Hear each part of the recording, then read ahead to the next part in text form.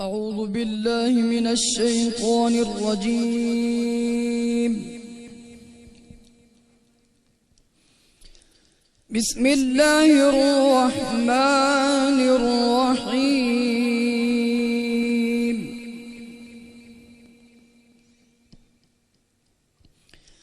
ثم قست قلوبكم من بعد ذلك فهي كالحجارة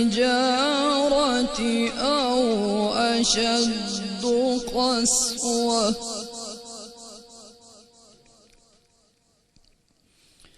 وإن من الحجارة لما يتفجر منه الأنهار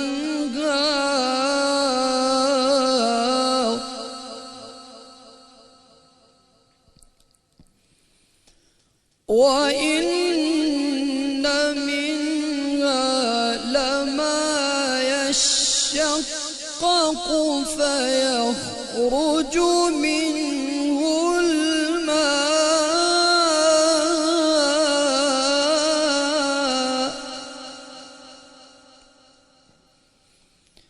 وإن منها لما يهبط من خشية الله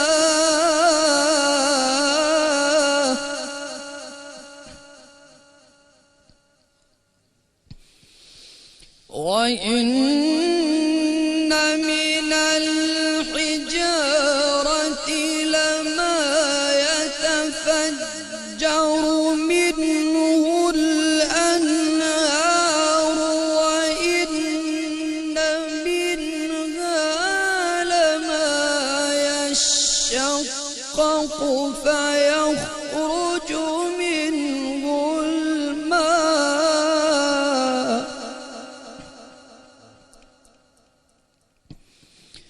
وإن منها لما يشقق فيخرج منه الماء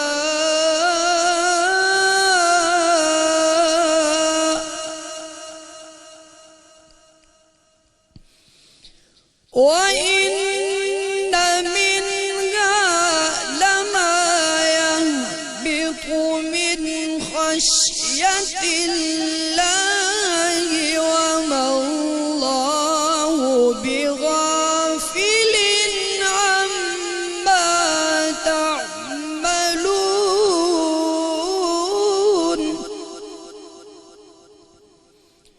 وإن منها لما يهبط من خشية الله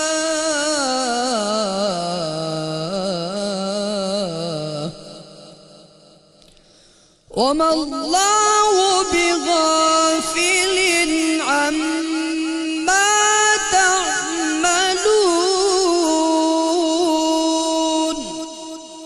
صدق الله العظيم. پناہ مانگتا ہوں میں اللہ کی شیطان مردود سے، اللہ کے نام سے شروع جو بڑا مہربان نہایت رحم فرمانے والا ہے۔ پھر اس کے بعد تمہارے دل سخت ہو گئے سو وہ پتھروں کی طرح بلکہ ان سے بھی زیادہ سخت ہیں۔ بے شک بعض پتھروں سے دریا پھوٹ پڑتے ہیں اور بے شک بعض پتھر پھٹتے ہیں تو ان سے پانی نکل آتا ہے، اور بے شک بعض پتھر اللہ کے خوف سے گر پڑتے ہیں اور اللہ تمہارے کاموں سے غافل نہیں ہے۔ اللہ العظیم نے سچ فرمایا۔ ناظرین اکرام، السلام علیکم ورحمۃ اللہ وبرکاتہ۔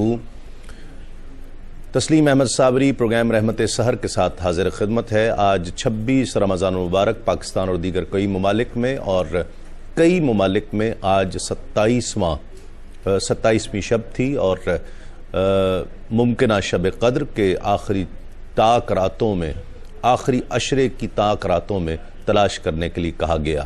پوری دنیا میں 27ویں شب کو خاص اہتمام کیا جاتا ہے، اور یقیناً ان خطوں میں کہ جہاں آج 27ویں شب تھی وہاں اس کے لیے عبادات بہت کی گئی ہوں گی، تلاش کی کوشش کی گئی ہوگی، ان دعاؤں کے ساتھ کہ اللہ رب العزت ان کی تمام عبادات اللہ رب العزت اپنی بارگاہ میں قبول و مقبول فرمائے اور اپنی بارگاہ سے اجر عظیم عطا فرمائے۔ وہ مسلمان جو آج سجدہ ریزیوں میں سجدوں کی حلاوت محسوس کرتے رہے، سجدوں کی سرشاریوں میں رہے اور دعائیں کرتے رہے، گڑگڑاتے رہے، رب کی بارگاہ میں اپنے گناہوں کی معافی چاہتے رہے اور اپنے گھر بار کے لیے جتنی دعائیں کی ہیں، ہم سب دعا کرتے ہیں کہ اللہ رب العزت ان کی دعاؤں کو اپنی بارگاہ میں شرف قبولیت عطا فرمائے۔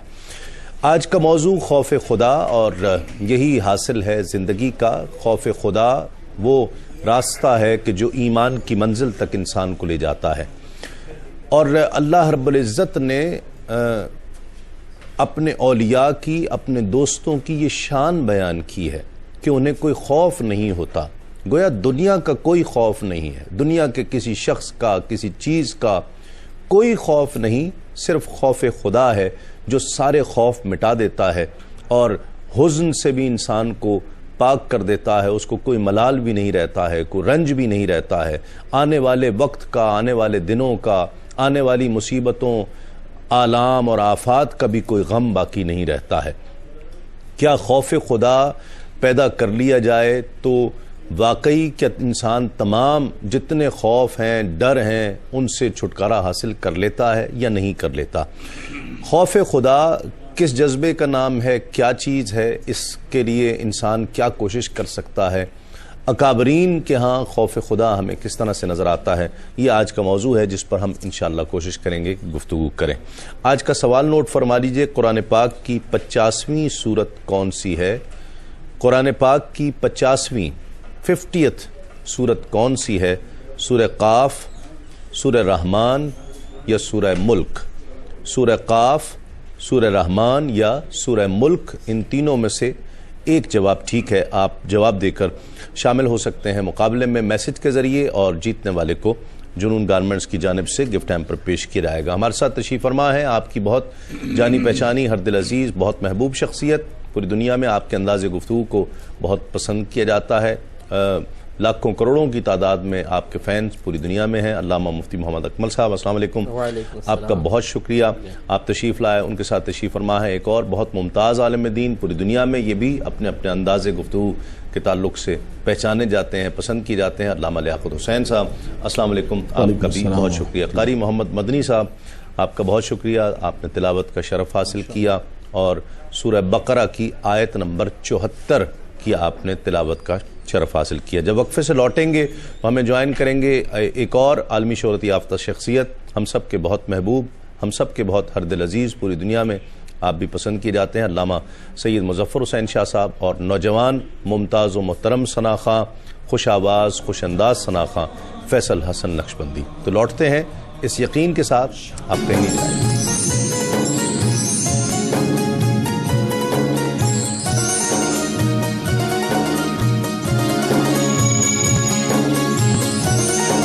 ام المؤمنین سیدہ عائشہ صدیقہ رضی اللہ عنہا سے روایت ہے کہ نبی کریم صلی اللہ علیہ وآلہ وسلم نے ارشاد فرمایا، جس شخص نے ایمان کے ساتھ ثواب حاصل کرنے کی نیت سے اعتکاف کیا، اس کے تمام پچھلے گناہ بخش دیے جائیں گے۔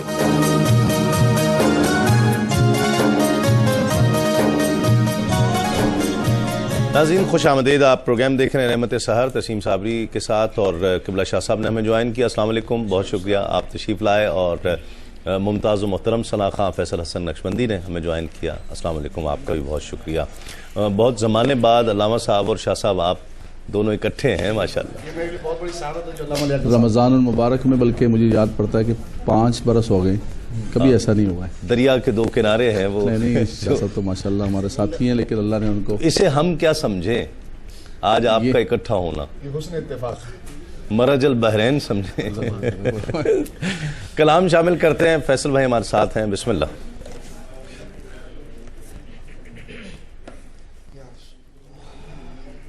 میرے دل میں تو ہی تو ہے، میرے لب پہ نام تیرا، میرے دل میں تو ہی تو ہے، میرے لب پہ نام تیرا، پیتا رہوں میں ہر دم الفت کا جام تیرا، اللہ اللہ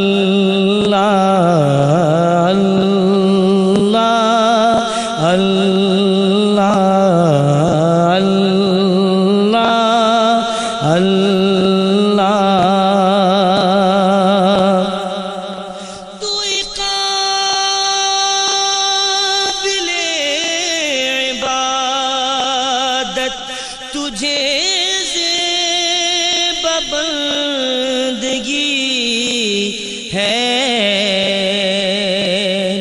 تو قابل عبادت، تجھے زیب بندگی ہے رکوع سجود جلسہ قوم قیام تیرا، رکوع سجود جلسہ قوم قیام تیرا، پیتا رہوں میں ہر دم الفت کا جام تیرا، اللہ اللہ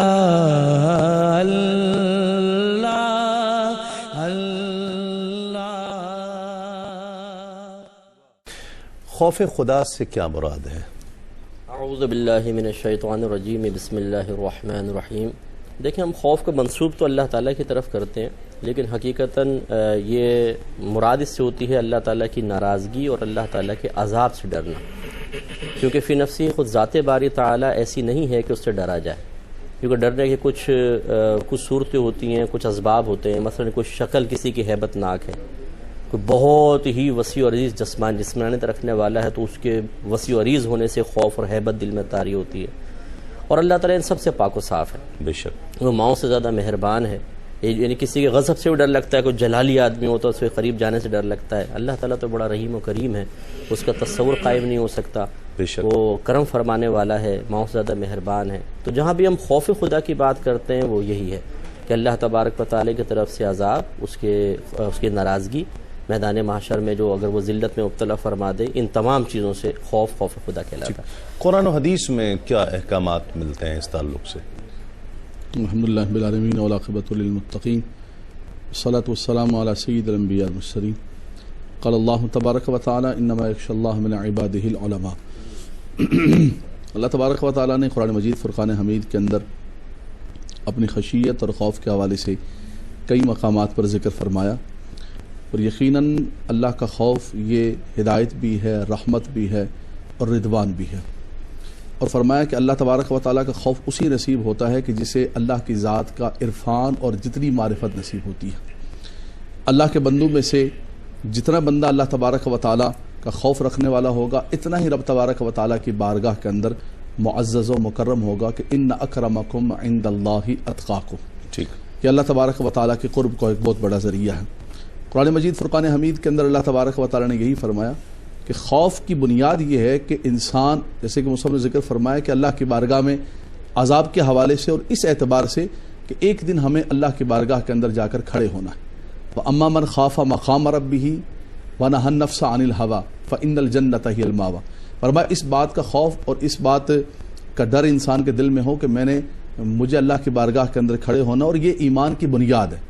الذین یظنون انہم ملاقو ربہم وانہم الیہ راجعون۔ تو یہ خوف جب ہوگا اس کا نتیجہ پہ کیا نکلے گا؟ ہر شخص کے مجھے اللہ کا خوف ہے، فرمایا نہیں وَنَهَى النَّفْسَ عَنِ الْهَوَىٰ، وہ پھر نفسانی خواہشات سے اپنے آپ کو دنیا میں بچا کر رکھے گا۔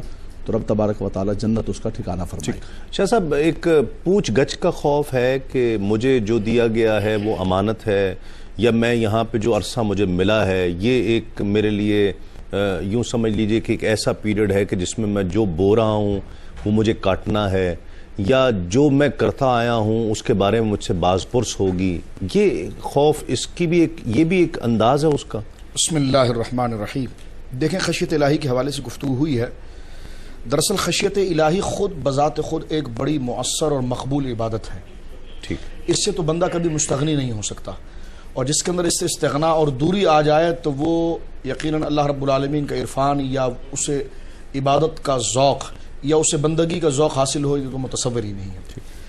اب سید عالم صلی اللہ علیہ وسلم جو اللہ رب العالمین کے سب سے بڑے عارف ہیں، خود بخاری شریف کے اندر موجود ہے کہ میں اللہ سے سب سے زیادہ ڈرتا ہوں، اسی لیے کہ میں اللہ رب العالمین کو سب سے زیادہ جانتا ہوں. ایک بات میدان محشر میں دیکھیے، سارے انبیاء کرام یہاں تک کہ سید عالم صلی اللہ علیہ وسلم کا اللہ رب العالمین کو راضی کرنے کے لیے سجدہ کرنا یہ ہے.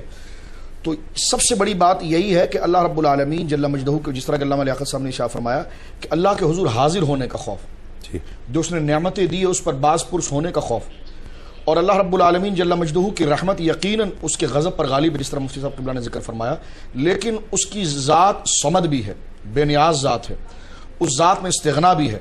اگر وہ امید کا اظہار نہ فرمائے اور ایک پل میں ہی گرفت فرما لے اور کسی عبادت کو سرے سے قبول نہ کرے، تو یہ وہ خوف اور جو عابد کے دل کے اندر پنہا رہتا ہے، اور یہی وہ چیز ہے جو مزید رب کو راضی کرنے کے لیے، اس کے احکام کی فرمان برداری کے لیے، اس کی رضا کے کاموں کی طرف بندے کو راغب کرتا ہے. اس لیے سرکار دو عالم صلی اللہ علیہ وسلم نے جو حضرات صحابہ اکرام کی تربیت کی ہے، بڑے بڑے ماہرین فن و علم نے اس بات پر گفتگو کی ہے کہ آخر ایسا کیا انقلاب تھا کہ جس نے ایک عرصہ شرابیں پی ہیں، جس نے ایک عرصہ ایک کام کیا ہے، لیکن جب سرکار دو عالم صلی اللہ علیہ وسلم کے دست پاک پر مرید و مراد کو پہنچتے ہیں تو لوٹ کر کبھی اس طرف نہیں دیکھا ہے. تو آخر یہ انقلابی تبلیغ کا راز کیا تھا؟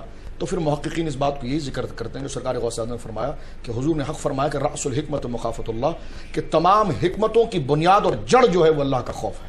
کیا بات، ماشاء اللہ. یہ کیسے، ایک تو یعنی یہ احساس بھی تو بڑی چیز ہے نا کہ آپ اللہ رب العزت سے خوف کر رہے ہیں اس اعتبار سے کہ مجھے جو بھی کام کرنا ہے اس کے بارے میں سوچنا ہے. ایک وقفہ مجھے لینا ہے، وقفے کے بعد انشاءاللہ لوٹتے ہیں تو اس پر گفتگو بھی کریں گے اور آپ کی ٹیلی فون کالز شامل کریں گے انشاءاللہ ایک مختصر سے.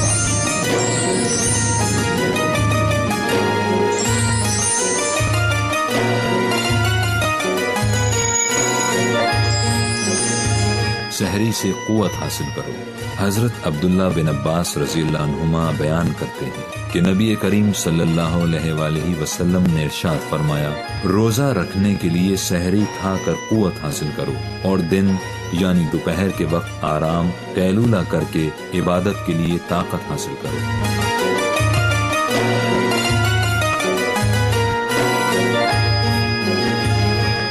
ناظرین خوش آمدید، آپ پروگرام دیکھ رہے ہیں نعمت سحر تسیم صابری کے ساتھ، اور کالر شامل کرتے ہیں. پہلے کالر آج کے پروگرام کے. السلام علیکم. جی السلام علیکم. وعلیکم السلام. کون اور کہاں سے؟ میں سمیرہ بابا بات کر رہی ہوں لاہور سے. جی بہن فرمائیے. وہاں سارے بیٹھے ہوئے سامعین کو السلام علیکم. وعلیکم السلام. جی میرے 3 سوالات تھے. جی. پہلا سوال یہ کہ میری شادی کو 1.5 سال ہو چکا ہے. اچھا. تو میرا ایک حمل ضائع ہو گیا شروع میں. اچھا. اس کے بعد میں نے اس کے ضائع ہونے کے 3-4 ماہ بعد خواب میں دیکھا کہ میرے ایک رشتے دار ہیں، وہ اس کا نام، میرے گھر بیٹا پیدا ہوا ہے تو وہ اس کا نام متقی رکھ رہے ہیں. اچھا. اور میں نے اس کے ساتھ ہی یہ سوچا کہ میں اپنے بیٹے کا نام متقی رکھوں گی. لیکن تب میرا کچھ بھی نہیں تھا، لیکن اللہ تعالیٰ نے مجھ پہ دوبارہ کرم کیا تو کیا مجھے اس کا نام متقی رکھنا چاہیے؟ ٹھیک ہے. اور میرا دوسرا سوال تھا کہ پڑھائی سے کیا قرآن مجید کیا یہ سب کچھ پڑھنے سے، یا کون سی ایسی چیزیں ہیں جو پڑھنے سے بچے کی طرف سے ہوتا ہے، بچہ نیک ہو، یا یہ چیزیں ساری. ٹھیک ہے. اور میرا تیسرا سوال تھا کہ میں نے اس پروگرام میں سنا تھا کہ نبی پاک حضرت، اگر ان سے غلطی ہوتا تھا مجھے معاف فرمائے، کہ میں نے سنا تھا کہ جب حضرت خدیجہ ہوتی تھی تو نبی پاک ان کو ایک تعویذ دیتے تھے. تو میں مفتی عثمان صاحب سے پوچھنا چاہتی تھی کہ وہ کون سا تعویذ ہے جو ان کو دیتے تھے؟ کس چیز کے لیے؟ حمل کے دوران جب ان کو پتا چلتا تھا. ٹھیک ہے، بالکل آپ کو بتاتے ہیں. ایک کال اور شامل کرتے ہیں. السلام علیکم. ہیلو السلام علیکم. وعلیکم السلام. کون اور کہاں سے؟ میں انوشا بات کر رہی ہوں لاہور سے. جی. میں نے آپ سے 3 سوال پوچھنے تھے. جی جی. مفتی صاحب سے. मेरा पहला सवाल है कि घर में तस्वीरें लगा सकते हैं कि नहीं, ठीक है, और मेरा दूसरा सवाल है कि डॉग रख सकते हैं घर में या फिर नहीं। अच्छा, और तीसरा कि जो लोग इंतकाल कर चुके हैं उनके बख्शिश के लिए हम लोग क्या पढ़ सकते हैं। ठीक है, बिल्कुल आपको बताते हैं। जो मैं सवाल कर रहा था मुफ्ती साहब जी, क्या कहते हैं उस हवाले से? क्या सवाल था? यानी एक ये तसव्वुर यहाँ पर लाना कि जो मैं कर रहा हूँ, ये कोई भी काम करते हुए ये सोच लेना कि ये अल्लाह इससे नाराज़ तो नहीं होगा, यानी इस तरह की चीज़ें, ये एहसास पैदा करना ही खौफ खुदा है। जी हाँ, ये बहुत ज़रूरी है और हकीकी खौफ खुदा को हासिल करने के लिए बहुत बेहतरीन ज़रिया है। और नबी करीम सल्लल्लाहु अलैहि वसल्लम साहबे कराम को तलक़ीन फरमाया करते थे कि तुम हमेशा काम के अंजाम पर गौर करो, अगर अच्छा हो तो उससे कर गुज़रो, अगर बुरा हो तो उससे रुक जाओ। तो ये यकीनी सी बात है कि ये कि मैं करूँगा तो क्या होगा, पकड़ होगी नहीं होगी, पहले खौफ खुदा होगा तो इंसान के जहन में ये ख्यालात आएंगे। ठीक, इसलिए बहुत बेहतर है कि इंसान ऐसे अशख़ास की सोबत में रहे, ऐसे अकाबरीन के वाक़यात पढ़े कि जो खौफ खुदा पर मुश्तमिल हों या खौफ खुदा रखने वाले हजरात हों। जब उनके साथ रहेगा और उनकी आदात व अतवार और उनकी सोच और फ़िक्र को देखेगा कि ये हर चीज़ के करने से पहले 10 दफ़ा गौर करते हैं कि गिरफ्त तो ना हो जाए, नहीं हो जाएगी, अल्लाह नाराज़ ना हो जाए, आखिरत में रुसवाई शर्मिंदगी ना हो जाए, हम बुरी मौत का सामना ना करें, कहीं अज़ाब क़ब्र ना हो जाए, तो फिर यही सोच इंसान के अंदर मुंतकिल होती है। ऐसी अगर वालिदैन अपनी औलाद के सामने इस किस्म की एहतियात करते हुए नज़र आते हैं कि बात पे वो इसका इजहार करते हैं कि अगर हम ये करेंगे तो नहीं भाई अल्लाह नाराज़ हो जाएगा, ऐसा नहीं करना चाहिए, तो बच्चे आहिस्ता ज़हनी तौर पे शुरू से ही अल्लाह ताला के खौफ महसूस करने लग जाते हैं, जो उन्हें मुस्बत रास्ते की तरफ लेके जाता है। सही। अगले कॉलर शामिल करते हैं। अस्सलाम वालेकुम जी, कौन सा और कहाँ से? सर मैं मलीर से कराची से बात कर रहा हूँ, आसिफ। जी आसिफ साहब। सर मेरा इससे सवाल ये है कि मैं जॉब करता हूँ मुर्दे खाने के अंदर। अच्छा। तो वहाँ मैं मैयत को गुस्ल देता हूँ और 4 साल से कर रहा हूँ ये काम। अच्छा।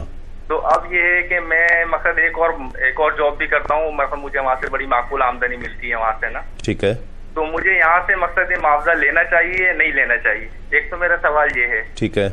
दूसरा सवाल सर मेरा ये है कि मैं वहाँ पर जैसे कल हज़रत साहब बात कर रहे थे कि लोगों को इबरत के लिए मुर्दे खाने जाना चाहिए, यहाँ जाना चाहिए, वहाँ जाना चाहिए। जी हाँ। तो मैं ये काम 4 साल से कर रहा हूँ, तो मकसद मैं वहाँ पर एक्सीडेंट बॉडियाँ भी बहुत आती हैं, ट्रेन से कटी हुई हादसा भी बहुत आती हैं, तो मैं वह करता हूँ ना तो मुझे उसका खौफ सा नहीं रहता जरा सा भी, जैसे एक डर होता है ना इंसान के दिल में, बिल्कुल नहीं रहा मुझे, बिल्कुल नहीं रहा, डर नहीं रहा बिल्कुल भी। अच्छा।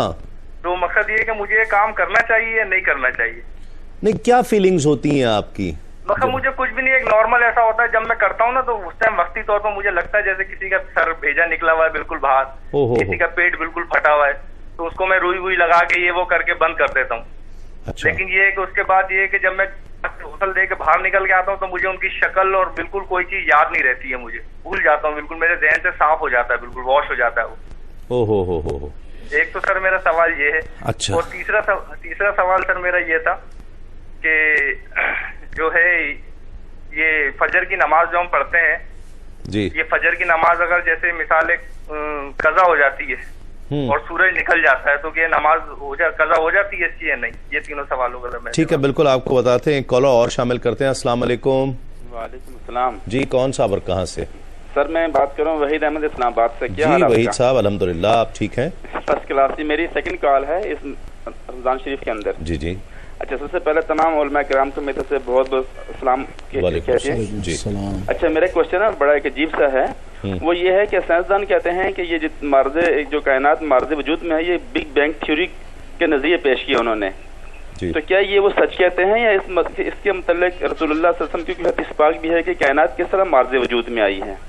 ठीक है, कैंडिस के मुझे जवाब दे दें। ठीक है, बहरहाल आपने अपने तौर पे फैसला कर लिया कि एक अजीब सवाल है, लेकिन ये सवाल जो है ये बहुत डिस्कस हुआ है उलमाए कराम में, और ये हमारे यहाँ भी बारहा ये डिस्कस हो चुका है कि बिग बैंग थ्योरी जो है वो कही जाती है, वो ये तो मानते हैं कि ये एक धमाके के नतीजे में हुआ और कुछ ऐसे न्यूट्रॉन्स, इलेक्ट्रॉन्स और प्रोटॉन्स थे वो जो फट गए, फिर उसके बाद जो है वो दुनिया वजूद में आ गई है। तो बहरहाल इस पर डिस्कस करते हैं। क्या कहते हैं मुफ्ती साहब? शुरू से ले लूँ या? शुरू से ले लीजिए। ये कहती हैं कि शादी हुई है 1.5 साल, हमल ज़ाया हो गया, ख्वाब में कोई देखा कि कोई रिश्तेदार कह रहे हैं बच्चे का फुला नाम रखें, तो क्या वही नाम रखना ज़रूरी है? دیکھیں خواب کوئی شرعی حجت نہیں ہوتے. اگر آپ نے قصد و ارادہ کر بھی لیا تھا کہ فلاں نام رکھیں گے تو اس میں کوئی حرج نہیں ہے کہ آپ اس کو بعد میں تبدیل کر سکتے ہیں. ٹھیک ہے. بچے کے نیک ہونے کے لیے وظائف تو خیر بہت سارے ہیں. آپ قرآن پاک پڑھ کے اس پہ کوئی بھی صورت پڑھ کے دم کریں، اس کی برکات حاصل ہوں گی. لیکن صرف نیک بنانے کو وظیفوں تک محدود رکھنا یہ ایک صحیح سوچ نہیں ہے. اس کے لیے بچوں کی تربیت کریں، ان کو علم سکھائیں اور خود رول ماڈل بن کر دکھائیں. ٹھیک. کچھ بھی نہ کریں اور خالی پھونکے مارتے رہیں تو اس سے کوئی ایسا مثبت فائدہ نظر آتا نہیں ہے. تعویذات وغیرہ اگر چاہیے ہوں تو پھر یہ ہمارے عاملین کے جو پروگرام آتے ہیں کیو ٹی وی پر، ان سے رجوع کریں انشاءاللہ. علامہ صاحب اگر کوئی تعویذ بتانا چاہیں تو. آج پیر صاحب بیٹھے ہوئے، آج تو بڑے پیر صاحب تشریف لائے ہیں. آج آپ تعویذ نہیں دیں گے. جی سر. حجرے کی طرف رغبت فرمائیں، حضرت سے رابطہ فرمائیں. اچھا. کیونکہ کچھ سائیکولوجیکلی بھی یہ ہماری بہن لگ رہا ہے ایسا کہ وہ اس کے غم میں ہے شاید زیادہ، جو میں محسوس کر پایا ہوں. انہوں نے ماشاءاللہ کہہ رہی ہیں کچھ خوشی اور ہے اللہ تعالیٰ. جی اللہ بہتری فرمائے اللہ تعالیٰ. اب وہ تینوں سوال ہیں انہوں نے وہ ایک ہی جہت کے ان کے سوالات ہیں. خوف بیٹھ جاتا ہے بعض اوقات، ایسا ہوتا ہے مسکیریج وغیرہ ہو جائے تو پھر دل میں یا کچھ گھر والوں کا بھی ایک خوف تو ہو سکتا ہے نا کہ گھر والوں کا کوئی پریشر ہو، کوئی سسرال کا پریشر ہو. یہ بالکل پس منظر ہوتا ہے. جی آپ فرمائیں. جی فرمائیں. معاشرے کے اندر ایسا ہوتا ہے کہ خواتین کا اگر پہلی مرتبہ خاص طور پر ایسا ہو جائے تو پریشان ہوتی ہیں. اچھا پھر دوسری دفعہ ہونے سے مزید ایک ڈر ہوتا ہے اس کا کہ یہ اگر ہو گیا تو پھر پتہ نہیں کیا بنے گا سسرال والے. کہ مفتی صاحب جو بات فرما رہے تھے کہ خالی جو ہے وہ پھونکے مارنے سے نہیں کرنا، بالکل صحیح فرما رہے تھے کہ اولاد کی تربیت اور اس کے لیے محنت اور جد و جہد اور اپنے آپ کو ایک ماڈل کے طور پر. لیکن بہرحال جو پہلا مرحلہ ہے اس کے اندر پھونکوں کے بھی بڑے اثرات ہوتے ہیں. اور کئی بزرگان دین اور کئی ہمارے جو اولیاء کرام ہیں، مائیں جب قرآن پڑھتی ہیں، مائیں جب درود و سلام پڑھتی ہیں، مائیں جب پاکیزہ ہوتی ہیں، اور خاص طور پر ان ایام کے اندر مائیں جب اللہ تعالیٰ کے کلام سے متعلق رہتی ہیں تو اس کی اثرات ان کی اولاد پر آتے ہیں. لیکن پیدائش کے بعد وہی بات ہے کہ پھر پھونکے نہیں، پھر آپ کو میدان میں اتر کر ہر پل میں جو ہے وہ بچے کی تربیت کچھ قربانیاں بھی ہیں، کچھ معاملات. شاہ صاحب جی بالکل. بچے پالنا یہ انسان کا بچہ ہے جو سب سے زیادہ مشکل ہے پلنا. بالکل. میں ایک تحقیق میں پڑھ رہا تھا کہ وہ کسی جانور کے بچے ہیں، شیر کا بچہ ہے، کتے کا بچہ ہے، وہ سب جو ہے نا وہ پیدا ہونے کے کچھ ہی دنوں بعد چلنے پھرنے لگتے ہیں. اس کو بولنے میں ٹائم، چلنے پھرنے میں ٹائم، سمجھنے میں ٹائم لگتا ہے. اللہ رب العالمین نے انسان کو احسن تقویم فرمایا ہے اور اس کے وجود کے اندر اللہ رب العالمین نے اخلاق عالیہ کے تمام جواہر رکھ دیے ہیں. اور اس جواہر کے اخراج کے لیے، اس کو خارج میں لانے کے لیے سب سے پہلے معلم والدین ہوتے ہیں، اس کے بعد اساتذہ ہوتے ہیں. جس کی مثال سیدنا امام غزالی نے بڑی پیاری دی، جیسے کہ آم کی گٹلی کے اندر پورا پھل ہوتا ہے اور پورا درخت ہوتا ہے، لیکن جب تک فارمر کے پاس نہ پہنچے، اچھی زمین کا انتخاب نہ ہو، اس کی نگہداشت نہ ہو، اس وقت تک نہ اس پر کوئی درخت کے کوئی آثار مرتب ہوتے ہیں، نہ اس سے پھل کے استفادہ کرنے کی کوئی بات آتی ہے. تو یقیناً ہر بچہ جب پیدا ہوتا ہے تو اس کا سینہ اس جواہر سے بھرا ہوا تھا. ایک بات ہمارے وہاں یوں ہوتا ہے کہ بچہ جب پیدا ہو تو ماں یہ کہتی کہ نہیں اس کو ڈاکٹر ہونا چاہیے، والد کہتے کہ نہیں میرے دادا انجینئر تھے تو لہٰذا یہ انجینئر بنے گا. پہلے اس بات کو سیٹ کر لیں اور اس سے پھر نا امیدی شروع ہو جاتی ہے اور پھر یہ خوف یہ ایک اور لاحق ہو جاتا ہے اور یہاں تک حد پہنچ جاتی ہے کہ بچوں کو آگ کرنا یا پھر وہ پہلے سے سختی سے ڈیل کرنا. اب پہلے یہ دیکھ لیا جائے کہ بچے کے اندر کیا اتنی ذہنی صلاحیت ہر بچے کے اندر ہوتی ہے کہ وہ ڈاکٹر بھی بن سکے، انجینئر بھی بن سکے، بہترین عالم بھی بن سکے. ہاں ایک صلاحیت ہر بچے کے اندر ہوتی ہے، چاہے وہ مومن کے گھر میں ہو یا کافر کے گھر میں ہو، چاہے پڑوس میں ہو یا ہمارے گھر کے اندر ہو. وہ ایک صلاحیت کیا ہے؟ حسن اخلاق. ٹھیک. یہ کوشش کرنی چاہیے ماں باپ کو کہ میں اسے سچا بناؤں گی، ماں باپ میں اسے امین بناؤں گی، میں اسے فیاض بناؤں گی، اس لیے کہ یہ صلاحیت یہ حسن اخلاق کے ان تمام شعبوں کو ہر بچہ لے کر پیدا ہوتا ہے اور معلم اس کے پہلے درسگاہ جو ہے ماں ہوتی ہے اور باپ ہوتے ہیں، وہ اس تربیت کر کے پہلے اس پر تربیت کریں. یہ تو ایک اضافی استعداد اور صلاحیت ہے، یہ اللہ رب العالمین الگ سے عطا فرمائے تو پھر والدین اس کی طرف ثانوی طور پر غور کریں. باپ دادا تو صرف اس چیز پر لڑ رہے ہوتے ہیں نا کہ اس کو ڈاکٹر بنائیں گے اور انجینئر بنائیں گے، وہ اس پر جھگڑا کر رہے ہیں اور وہ نا امیدی کی کیفیت. لیکن دادا اور دادی، خاص طور پر دادی، تو باقاعدہ وہ رشتے تلاش کرنا شروع کر دیتی ہیں پیدا ہوتے ہی کہ اب یہ کون سی میری نواسی ہے جس کے ساتھ اس کا رشتہ ہو سکتا ہے اور کون سا فلاں رشتہ دار ہے جہاں اس کا رشتہ ہو سکتا ہے. جب وہ پھر بچپن سے یہ چیزیں طے کر دی جاتی ہیں وہ پھر آگے چل کے مشکلات کا باعث بنتی ہیں. بہرحال ڈسکس کرتے ہیں ایک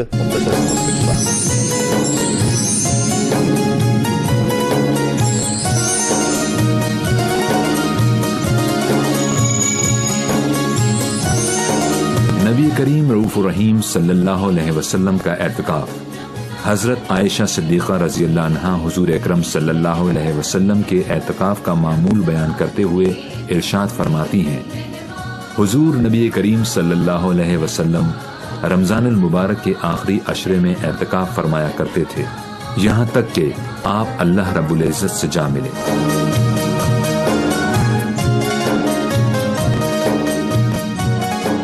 ناظرین خوش آمدید، آپ پروگرام دیکھ رہے ہیں رحمت سحر، تسیم صابری کے ساتھ ایک کال ہے ہمارے ساتھ۔ السلام علیکم۔ السلام علیکم۔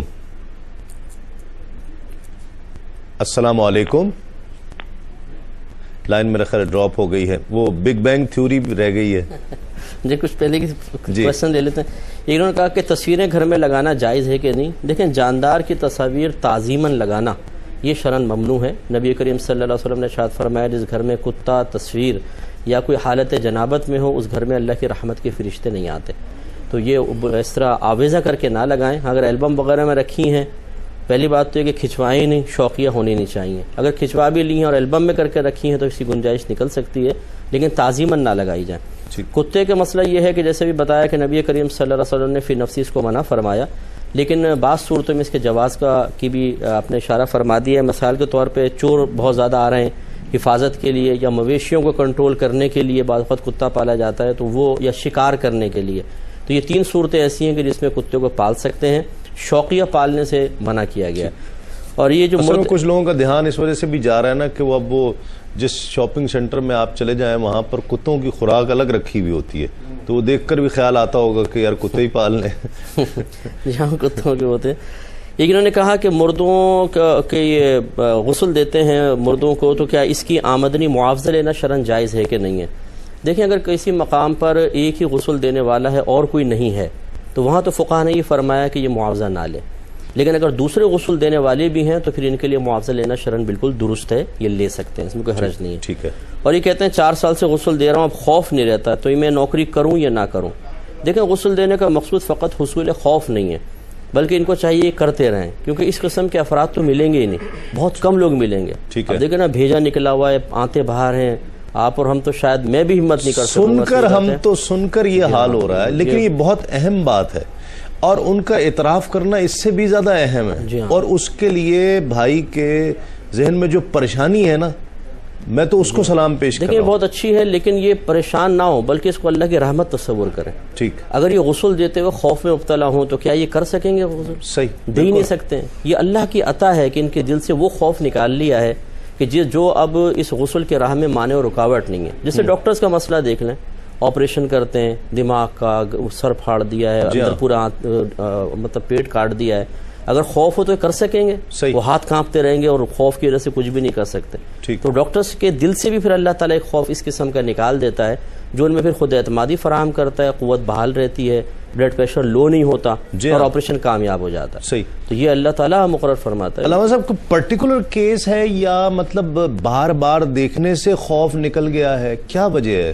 دیکھیے، ایسا ہوتا ہے جیسے گورکن ہے یا ڈاکٹر ہے یا دوسرے حضرات ہیں، ایک ہی چیز کو گورکن کفن چور بھی ہے نا، جو احساس ہی نہیں ہوتا۔ کسی بھی کام کو انسان بار بار کرتا ہے، کسی بھی جگہ پر انسان بار بار جاتا ہے، تو ایسا ہو جاتا ہے کہ اس کا خوف اس کے دل سے نکل جاتا ہے۔ اس کے جیسے مفتی صاحب نے مثبت پہلو کو ذکر فرمایا کہ اس کا مثبت پہلو بھی ہے، لیکن ہمیں تو قبرستان بار بار جانے کا حکم دیا جا رہا ہے کہ وہاں جاؤ، ترغیب دی جا رہی ہے کہ اس کا مثبت پہلو جیسے کہ معاشرے کے اندر معاشرتی ضروریات کا ذکر فرمایا گیا، لیکن کبھی کبھی اس کا معنی جیسے آپ نے ذکر کیا کہ کفن چور ہے، اس کے دل سے، یا چور ہیں، ڈاکو ہیں، لوگوں کے گھروں پر لوٹنے کے لیے جاتے ہیں، تو بار بار کرتے کرتے ان کا اتنا تجربہ ہو جاتا ہے کہ ان کے دل سے خوف ختم ہو جاتا ہے۔ تو اس کے مثبت اور منفی دونوں کے دونوں پہلو ہوتے ہیں۔ دیکھیے، جو نبی کریم صلی اللہ علیہ وسلم نے فرمایا، لازم بات ہے انسان روز تو جاتا نہیں ہے، کبھی کبھار جاتا ہے، اور اس کے پھر یقیناً اس کے اثرات ہوتے ہیں۔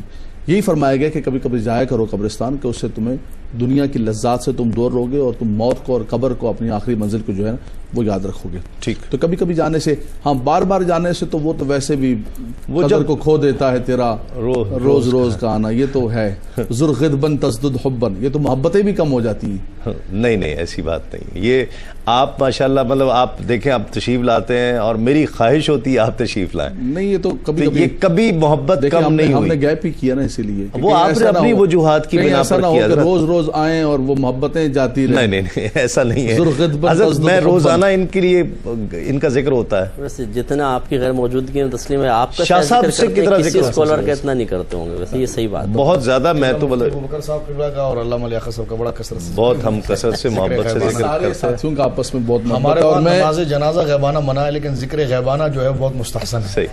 نہیں میں سمجھتا ہوں کہ آپ کم از کم اپنے لیے نہیں کہہ سکتے میرے دل میں کہ آپ احباب تشریف لائیں اور روز آتے ہیں, تو میرا خیال ہے کہ میں بلکہ ناظرین سے رائے لے لوں.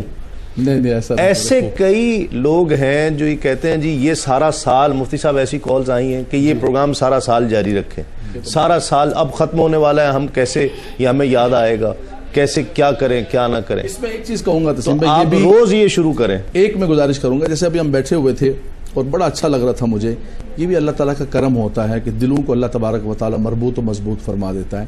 ایک ذہنی ہمانگی ہوتی ہے, ورنہ یہ میڈیا ہے, یہ دنیا ہے, مادیت کا ایک سلسلہ ہے, لوگ دنیا جہان کے ٹھیے کھول کے بیٹھے ہوئے ہیں. ہم وہی اپنے سادے انداز کے اندر وہی قرآن و حدیث کا دیکھیں. آج دنیا کیا کہتی ہے کہ جناب ایک وہ کیا کہتے ہیں اس کو ریٹنگ کا گورکھ دھندا, لیکن وہی سادہ انداز یہ نہیں کہ سنجیدہ طبقہ ہے. آج بھی اصل مقصد جو ہے آج مقصد اصل چیز ہے کہ کانٹینٹ لوگوں تک پہنچا رہے ہیں, اصل مقصد قرآن و حدیث کا پیغام پہنچا رہے ہیں, اور اس کے اندر یہ جو ذہنی ہمانگی ہے اس کا بڑا کردار ہوتا ہے, محبتیں آپس میں بڑا کردار ادا. چلیں جی میں ناظرین سے رائے لیتا ہوں اور کہ بھئی یہ پروگرام جو کہتے ہیں نا کہ یہ جاری رہنا چاہیے, کیوں کہتے ہیں, تو کیا ان کے دل میں قدر ختم ہو گئی ہے یا ہو جائے گی, ایسا کوئی اندیشہ ہے یا نہیں؟ السلام علیکم. السلام علیکم. السلام علیکم. وعلیکم السلام. میں آپ کے پروگرام کی بہت تعریف کرنا چاہوں گی. بہت ہی زیادہ افسوس کہنا پڑے کہ الوداع اور رمضان اور آپ کا پروگرام بھی الوداع ہونے والا ہے, لیکن میں نہیں چاہوں گی کہ آپ کا پروگرام ہو. اچھا, فرسٹ آف آل میرا سوال یہ تھا کہ لاسٹ ٹائم آپ کے افطار میں کال آئی تھی, اعتکاف میں انہوں نے بیٹھے ہوئے آپ کو کال کی تھی, تو مجھے یہ پوچھنا تھا کہ یہ جائز ہے کہ اعتکاف میں وہ نامحرم سے بات کر رہی ہے؟ میرے خیال سے تو ان کا اعتکاف نہیں ہو. اور دوسری بات یہ کہ میں کسی کے اوپر یہ نہیں تنقید نہیں کری, پر یہ ہے کہ اعتکاف میں ٹی وی دیکھنا آپ نے کہا کہ الاؤ ہے, لیکن یہ کہ مسلسل دینی پروگرام نہیں آتے, اس کے اندر کچھ ایڈورٹائز بھی آتی ہے نا, تو اس سے ان کا اعتکاف بھی خراب بھی ہو سکتا ہے. تو اچھا یہ دو باتیں تھیں. اور دوسرا میرا سوال یہ تھا کہ قرآن پڑھتے ہوئے کیا ہم لوگ ٹی وی یا کوئی ایسی تصویر ہو اس میں قرآن پڑھ سکتے ہیں؟ اور تیسرا سوال میرا یہ تھا کہ لاسٹ ٹائم میں نے کال کی تھی, مجھے وضو کے بارے میں تھوڑی کنفرمیشن چاہیے کہ وضو میں ہم لوگ کہتے ہیں کہ پانی گرنا چاہیے, ٹھیک ہے, گناہ سے پانی پوچھ لینا چاہیے, سوری تحت الوضو میں کہتے ہیں کہ پانی گرنا چاہیے.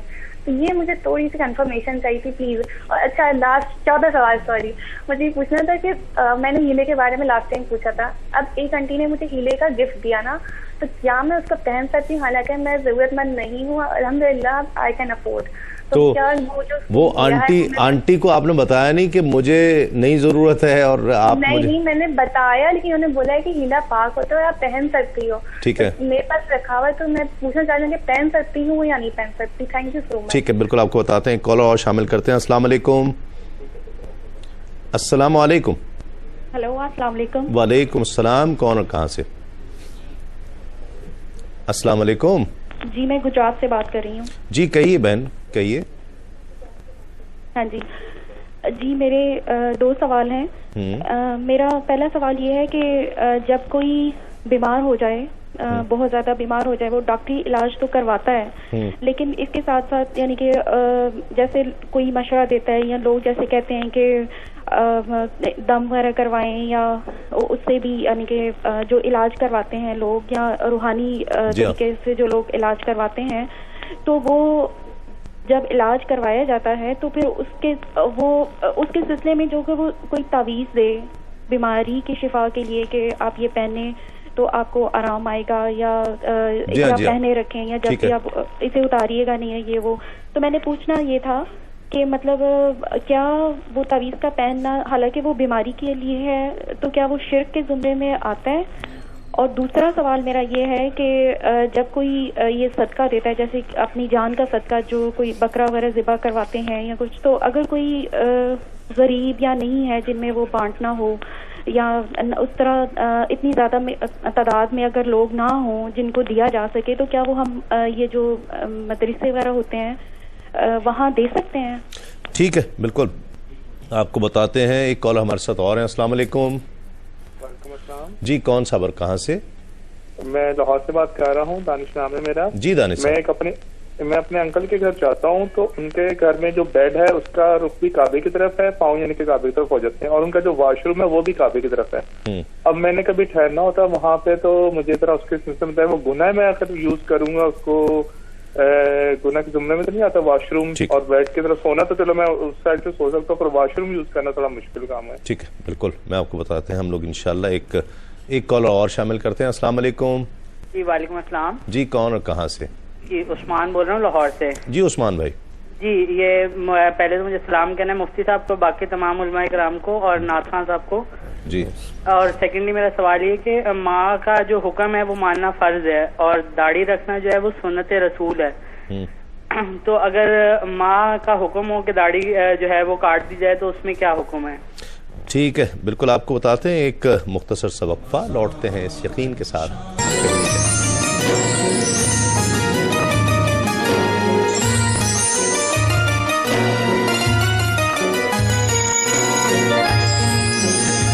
بہترین سحری نبی کریم صلی اللہ علیہ وآلہ وسلم نے ارشاد فرمایا، کھجور مومن کی بہترین سحری ہے.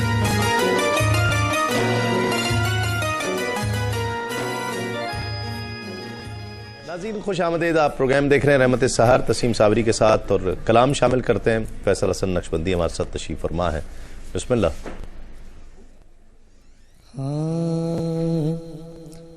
ہم اپنی مغفرت کے واسطے یہ کار کرتے ہیں. ہم اپنی مغفرت کے واسطے یہ کار کرتے ہیں. ہم اپنی مغفرت کے واسطے یہ کار کرتے ہیں. عقیدت کا رسول پاک سے اظہار کرتے ہیں. عقیدت کا رسول پاک سے اظہار کرتے ہیں. عقیدت کا رسول پاک سے اظہار کرتے ہیں. کبھی ہم خواب میں ہوں ہمارا بخت جاگ اٹھے، کبھی ہم خواب میں ہوں ہمارا بخت جاگ اٹھے، کبھی ہم بھی کہیں ہم آپ کا دیدار کرتے ہیں. کبھی ہم بھی کہیں ہم آپ کا دیدار کرتے ہیں. ایک کالر شامل کرتے ہیں. السلام علیکم. وعلیکم السلام. جی کون اور کہاں سے بات کر رہے ہیں؟ عثمان بول رہا ہوں لاہور سے. جی عثمان صاحب. جی مجھے ایک سوال پوچھنا ہے کہ یہ زکوٰۃ جو ہوتی ہے اس کا جو ہے وہ اکٹھی یعنی کسی کو دینا ایٹ ٹائمز ہوتا ہے کہ دے دیتے ہیں تو وہ ویسٹ کرتے ہیں اس کو، یعنی کہ وہ جو فری منی ٹائپ ان کو مل گیا تو ویسٹ ہوتی ہے. تو اس میں کیا اگر اس کو تھوڑا سا کہ اس کو ڈسٹریبیوٹ کر دیں کہ مہینے کے خرچ کو فکس کر دیں، یا وہ تھوڑی زکوٰۃ وہ جو دینے والے وہ اپنے پاس سال بھر کے لیے ریٹین کر سکتا ہے کہ مہینہ مہینہ کر کے ان کو دے تاکہ وہ ویسٹ نہ ہو؟ ٹھیک ہے بالکل آپ کو بتاتے ہیں. جی مفتی صاحب. جی یہ ایک کویشچن کیا تھا کہ فجر کی نماز اگر سورج نکل آئے تو قضا ہو جائے گی کہ نہیں. تو جیسے سورج کی پہلی کرن نکلے گی نماز قضا ہو جائے گی. یہ بگ بینگ تھیوری کے بارے میں کویشچن کیا. دیکھیں اصل مسئلہ یہ ہے کہ کوئی بھی تھیوری آپ ایکسیپٹ کر لیں دنیاوی اعتبار سے. اصل موضوع بحث یہ ہے کہ کیا یہ کائنات اتفاقاً معرض وجود میں آئی یا اللہ تبارک و تعالیٰ کے باقاعدہ ارادے سے آئی. اگر اللہ تعالیٰ کے ارادے سے مانگ کر پھر کوئی بھی تھیوری اس کے تحت آپ لے کر آ جائیں، اس کو تسلیم کرنے میں کوئی حرج نہیں ہے کہ اللہ تعالیٰ اسی طرح اسباب قائم فرماتا ہے. چاہے بالفرض اللہ نے دھماکہ فرمایا، دھماکہ ہوا، زمین معرض وجود میں آئی، باقاعدہ اللہ تعالیٰ نے اپنے ارادے سے ایک دھماکہ کیا، معرض وجود میں آئی، پھر چیزوں کو پیدا فرماتا گیا، پوری کائنات بن گئی. تو اس تھیوری کو ایکسیپٹ کرنے میں اب کوئی حرج نہیں ہے. لیکن اگر یہ اللہ کے ارادے کو ہٹا کے کہا جائے خود بخود دھماکہ ہوا، خود بخود درخت اگ گئے، خود پرندے پیدا ہو گئے، یہ تھیوری ایکسیپٹیبل نہیں ہوگی، یہ غلط ہوگی. تھیوری یہ شاہ صاحب 3-4 دن پہلے بھی یہ ڈسکس ہوئی، اس کو اس حوالے سے ہی ڈسکس کیا تھا. جی ہاں، مفتی صاحب قبلہ نے بنیادی نظریہ اس پر مرحمت فرما دیا ہے کہ اس پر ارادہ شرط ہے. جی ہاں، قرآن کریم نے سورۃ الانعام میں بھی ذکر فرمایا. یہاں تک تو وہ پہنچ گئے ہیں. جی ہاں، کہ وہ کہہ رہے ہیں کہ ہاں ہوا ایسا ہی ہے. بالکل، کیا کہ ایک دھماکے کی صورت میں ہوئی ہے. لیکن میں اس میں یہ عرض کرنا چاہوں گا کہ دیکھیے قرآن مجید نے سورۃ الانعام میں ذکر فرمایا کہ اللہ رب العالمین نے زمین آسمان کو حق پر پیدا کیا ہے، یعنی اعتدال پر پیدا کیا ہے. اب دھماکہ اگر آپ کہیں تو ایک بات یہ کہ دھماکے میں بسا اوقات یہ ہوتا ہے کہ چیزیں بڑی بے ڈھنگی ہو جاتی ہیں، ایک چیز اپنی جگہ پر دوسری چیز جگہ پر نہیں ہے. لیکن کائنات کا پورا ایک نظام یہ ہے کہ جس پر کسی پر بھی انسان انگلی رکھے اس کو سمجھنے سے بھی قاصر ہے اور اس کو وہاں سے ہٹانے سے بھی قاصر ہے. اور اس بات کا اعتراف کر کے بس وہ پہنچتا ہے اور یہی کہتا ہے کہ ہاں یہ جہاں ہے وہاں موضوع ہے. ایک بات ٹھیک ہے. دوسری بات ہے کہ احادیث موجود ہے، جس طرح کہ اللہ رب العالمین جل مجدہ کے پیارے محبوب نے فرمایا کہ اللہ رب العالمین نے پہلے پانی کو پیدا فرمایا، پانی میں پھر جھاگ پیدا ہوا، اس جھاگ سے جگہ خشک ہوئی تو کعبۃ اللہ کی زمین پیدا ہوئی، پھر وہاں سے زمین کو پھیلایا گیا. اس طرح احادیث ملتی کہ اللہ رب العالمین نے 6 دن کے اندر زمین کو پیدا فرمایا. حضرت امام راضی نے فرمایا کہ جب دن نہیں تھے، سورج جب نظام شمسی اور قمری نہیں تھا تو دن کا اعتبار کیسا ہے؟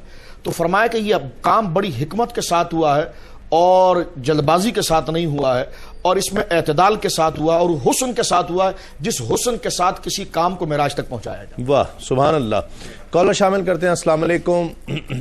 وعلیکم السلام. جی کون اور کہاں سے؟ اسد بات کر رہا ہوں لاہور سے. جی اسد صاحب.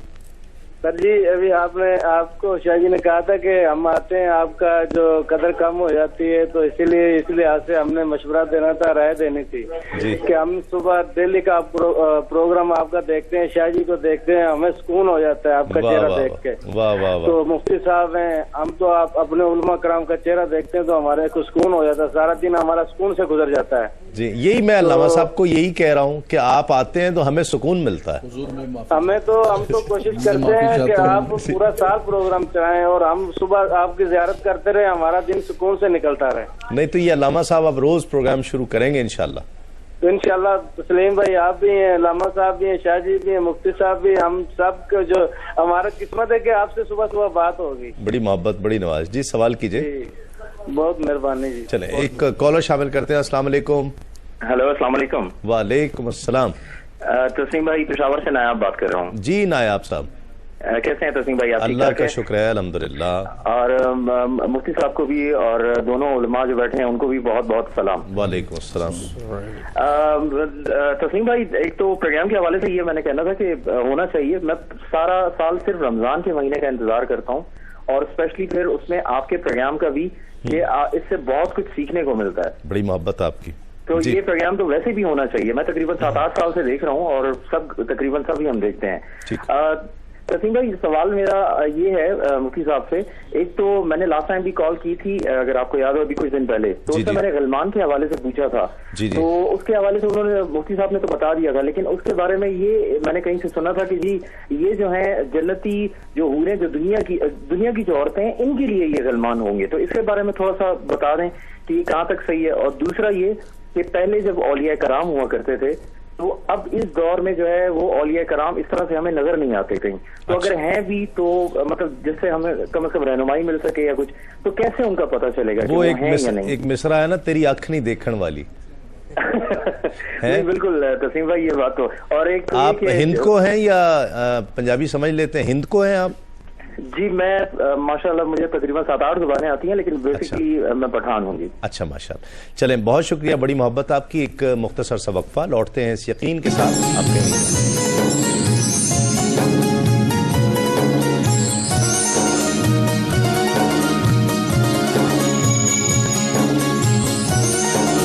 حضور اکرم صلی اللہ علیہ وسلم کا معمول اعتکاف. حضرت ابو ہریرہ رضی اللہ عنہ سے مروی ہے کہ حضور اکرم صلی اللہ علیہ وسلم ہر سال رمضان المبارک میں 10 دن کا اعتکاف فرمایا کرتے تھے، لیکن جس سال آپ نے وصال فرمایا اس سال آپ صلی اللہ علیہ وسلم 20 دن تک معتکف رہے۔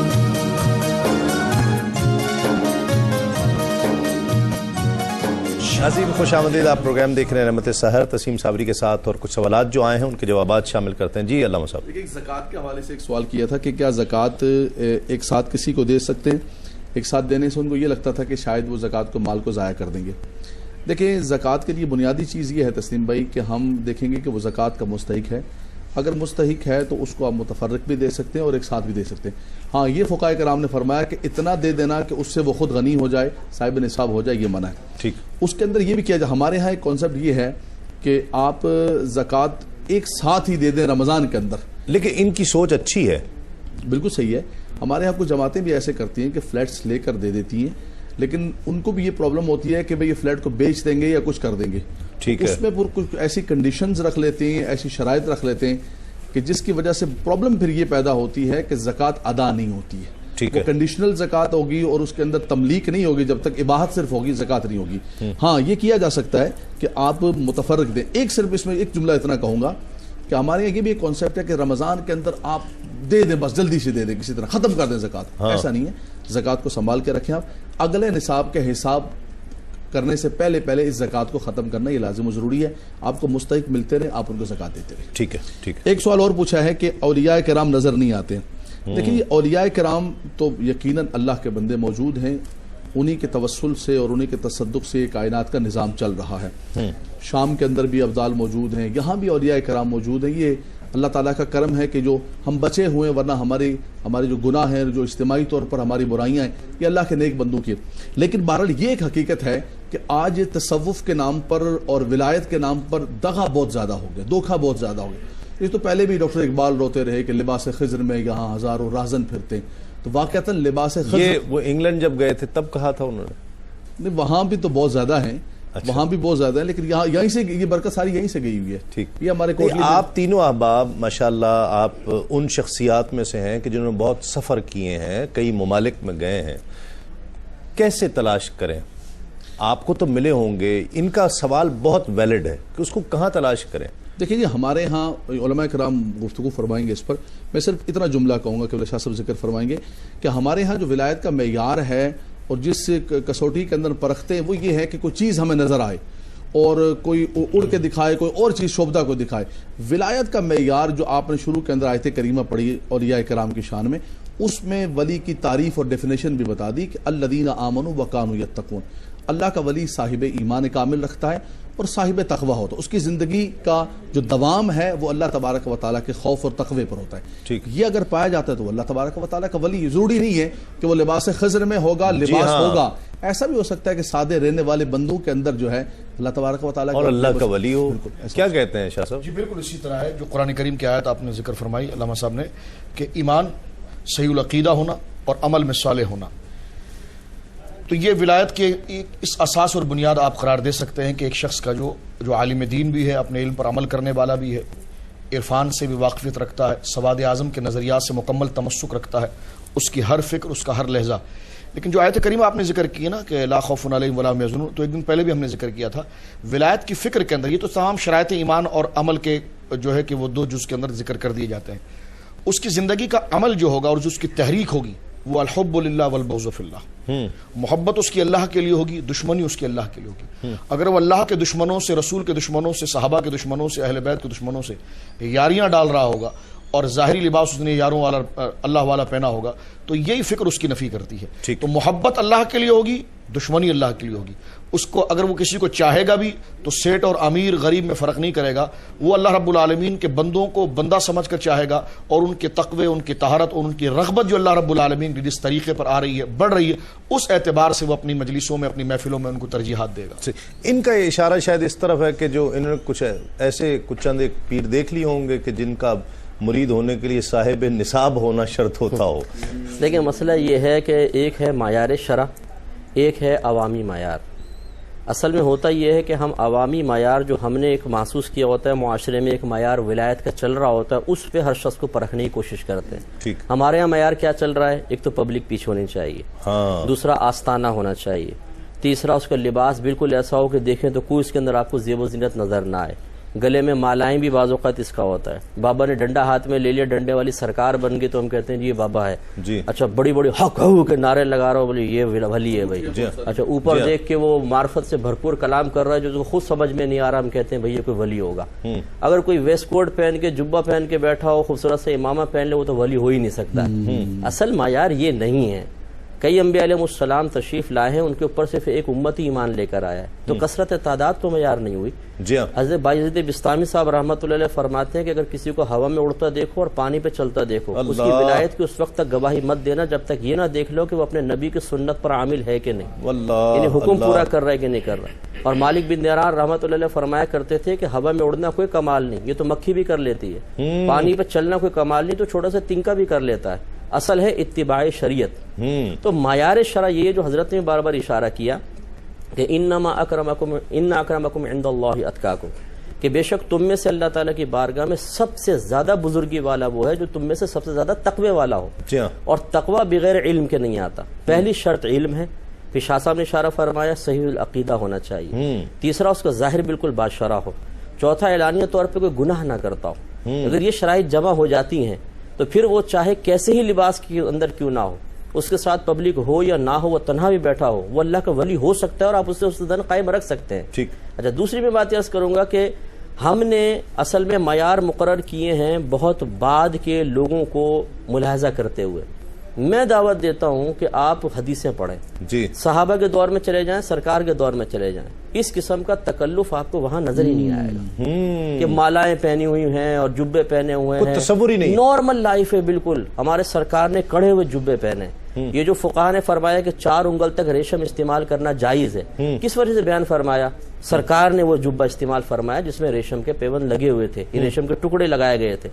اعلی حضرت نے فرمایا کہ کڑی ہوئی ٹوپی پہننا شرعاً جائز ہے. کیوں؟ سرکار صلی اللہ علیہ وسلم نے ایک ٹوپی ایسی پہنی ہے جو کڑی ہوئی تھی، اور سرکار نے سے جبے استعمال فرمائے، سرخ دھاری دار چادر، سرخ دھاری دار. کہ وہ صحابہ کہتے ہیں کہ میں چاند کو دیکھتا تھا کہ سرکار چاند سے زیادہ خوبصورت نظر آ رہا ہے. کیا بات، سبحان اللہ. تو یہ جو ہم نے معیار بنا لی، ان کو اس لیے ولی نظر نہیں آ رہے، یہ ڈھونڈ رہے ہیں وہی مالائیں، بڑی زلفیں، حق ہو کے نعرے اور آستانے، اور نذرانوں پہ نگاہیں ہیں لیکن زبان سے عاجز انکساری اور بے نیازی کے جملے ہیں. باہر لینڈ کروزر کھڑی ہوئی ہے. ٹھیک.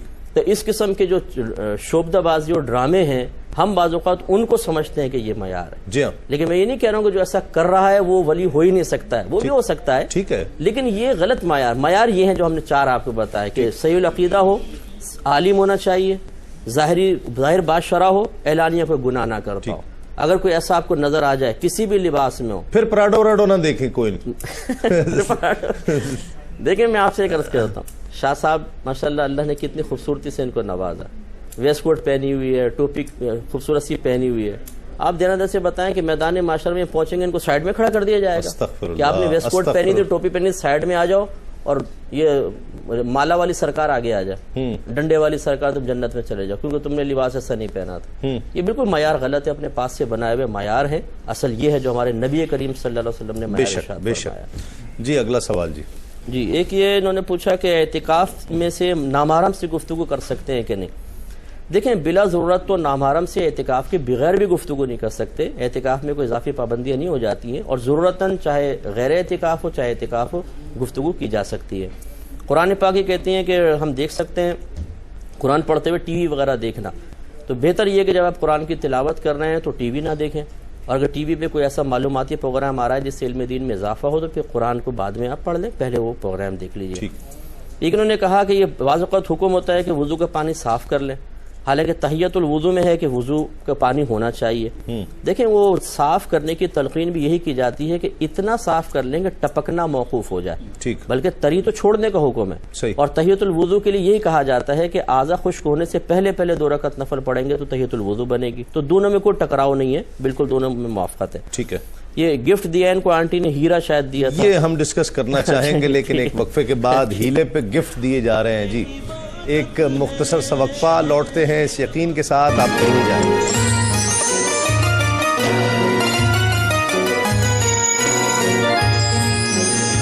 سحری برکت ہے۔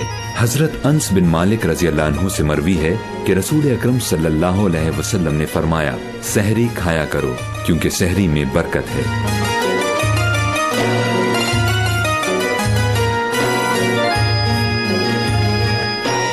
اب ایام تھوڑے رہ گئے ہیں اور بہت سے موضوعات پر بھی گفتگو ہوئی، اور اس طرح آپ کے وہ جو تشنگی ہے، جو آپ کی ایک علمی تشنگی ہے، وہ موضوعات کے ذریعے بھی پوری ہوتی رہے، اور ساتھ ساتھ آپ کے وہ فقہی سوالات جو آپ کے ذہنوں کو پریشان کر رہے ہیں وہ بھی ہم تک پہنچے، اس پر ڈسکشن بھی ہو۔ ہم کوشش کر رہے ہیں کہ جیسے جیسے اب یہ ماہ رمضان ہم سے رخصت ہو رہا ہے، ہم کوشش کریں کہ آپ کی کالز کو زیادہ شامل کیا جائے اور اس پر بھی گفتگو کی جائے۔ مفتی صاحب، یہ کہا تھا یہ بچی نے کہ ان کے آنٹی ہیں، انہوں نے شاید زکوٰۃ کا ہیلا کر کے گفٹ دے دیا۔ جی ہاں، تو اس میں ہم نے پہلے بھی بتایا تھا کہ زکوٰۃ کی فرضیت کے بنیادی مقاصد میں سے غریب کی امداد کر کے معاشرے سے جو مالی عدم توازن ہے اس کو توازن کی طرف لے آنا ہے، ورنہ غریب ہی رہے گا، اس کے دل میں شکوہ بیدار ہوگا، احساس کمتری کا شکار ہوگا، اور وہ معاشرے کا صحیح طریقے سے نہ حصہ بن سکتا ہے نہ دین کی خدمت کر سکتا ہے۔ تو اس طرح فقہائے کرام نے ہیلہ شرعی کی اسی وقت اجازت دی ہے جب انتہائی سخت ضرورت ہو، بہت سخت ضرورت ہو تب ہیلہ شرعی کر سکتے ہیں، ورنہ یہ غریب کا حق ہے، اس کو دینا چاہیے۔ اس اعتبار سے یہ دینی معاشرتی جرم بن جائے گا؟ بالکل بنے گا، اور اس کو جرم کہنا بھی چاہیے اگر اس طریقے سے ہر شخص وکیل ہو اور ہیلے کر کے اپنے رشتہ داروں کو تحفہ دیتے رہے، جبکہ وہ خاتون کہہ رہی ہیں جی میں تو ٹھیک ہوں، مجھے کیوں دے رہے ہیں؟ ان کو چاہیے واپس کر دیں، ایک مثال قائم کریں، اس کو واپس کر دیں، اور اسی طریقے سے جو سننے والے ہیں وہ بھی توجہ رکھیں کہ ہر چیز کے اندر ہیلہ شرعی قطعاً جائز نہیں ہوتا ہے، بہت سخت ضرورت میں ہیلہ فقہاء کرام نے اجازت دی ہے، اس طرح اس کو کھیل نہ بنایا جائے۔ کیا کہتے ہیں علامہ صاحب؟ جیسے وہ صاحب نے فرمایا ہم سب ہیلے کے مجوزین میں سے، جی، ہم میں سے کوئی بھی ہیلے کو نہ تو ناجائز کہتا ہے نہ حرام کہتا ہے، اس کی شرعی دلائل موجود ہے، لیکن سب سے بڑا پرابلم یہ ہو گیا معاشرے کے اندر کہ اس کا استعمال غلط ہو گیا۔ ہم میں سے کوئی بھی جتنے علماء ہم بیٹھے ہوئے ہیں، ہم میں سے کوئی یہ نہیں کہتا کہ ہیلہ کرنا ناجائز ہے، ہیلہ جائز ہے شرعی اعتبار سے، اس پر جواز پیش کرتے ہیں، دلائل پیش کرتے ہیں، لکہ صدقۃ ولا ہدیۃ ان کا نظام پیش کیا جاتا ہے، لیکن سب سے بڑا مسئلہ یہ ہو گیا ہے کہ ہیلے کا استعمال بہت غلط ہو گیا، اور سب سے بڑی یہ ہے کہ قرآن کے جو مصارف ہیں زکوٰۃ کے، وہ مصارف کا استحصال ہو رہا ہے، ان تک زکوٰۃ کا حق نہیں پہنچ رہا ہے۔ ٹھیک، شاہ صاحب؟ جی بالکل یہی ہے، رغبت اس طرف زیادہ بڑھ گئی ہے، اور یہ کیا ہے، میں تو حیران رہ گیا، اس کو وہ ہیلہ کر کے جو ہے نا ایک ایسا جو خود کہہ رہا ہے جی مجھے ضرورت نہیں ہے، میں تو اللہ کا کرم ہے مجھ پر، آپ مجھے دیے جا رہے ہیں، جی ان کو دے رہے ہیں۔ بڑی معقول بات علامہ صاحب نے ذکر فرمائی، مفتی صاحب نے جو فرمایا کہ فقہاء نے اگر اجازت بھی دی ہے تو انتہائی شدید حاجات کی بنا پر ایک بار، جبکہ اصل مصارف جو ہے مستقل موجود ہیں، ان مستقل مصارف کا استحصال نہیں ہو سکتا، اس کو قرآن کریم نے بالترتیب ذکر کیا، اس کی حتمی حجیت اور اس کی قطعیت اور اس کی جو ہے ضرورت تو سامنے واضح ہے۔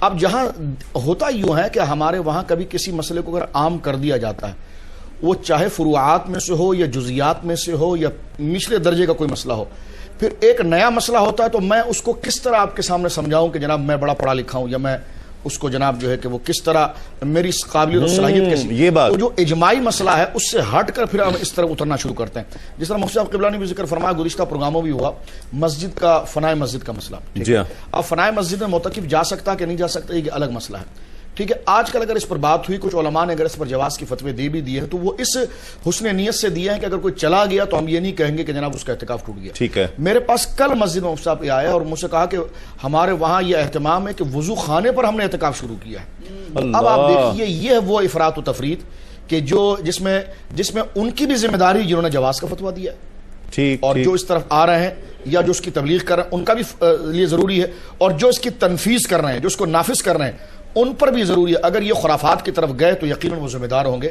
ان کو چاہیے کہ پہلے شق واضح کریں کہ اصل مسئلہ کیا ہے، اصل ضروریت کیا ہے، اصل چیز کی نوعیت اور اس کی اہمیت اور افادیت کیا ہے، اس کے بعد یہ جو ہے وہ ایک جزوی ضرورت ہے، ایک ثانوی ضرورت ہے، ایک اضطراری ضرورت ہے، جو بھی اس پر شرعی کلیہ وہ لا کر پیش کرتے ہیں، ثابت کرتے ہیں، تو اب یہاں تک جو ہے افراط و تفریط ہو جاتی ہے۔ تو عوام کے سامنے ایسے مسائل جو دقیق ہو تو ان کو چاہیے کہ ہمارے پرانے فقہا کا طریقہ یہ تھا کہ اگر کسی مسئلے پر جواز کا حکم موجود بھی ہوتا تب بھی عوام الناس الناس اور عامت الناس کو پامند رکھنے کے لیے وہ اجماعی اسی موقف پر لے کر آتے تھے جس میں خشیت تھی، روب تھا، دبدبا تھا اور الہیت تھی. ناظرین کرام، جی بالکل تو ایڈنگ کروں گا کہ دیکھیں دو چیزیں ہیں، ایک ہوتا ہے تقوی، ایک ہوتا ہے فتویٰ.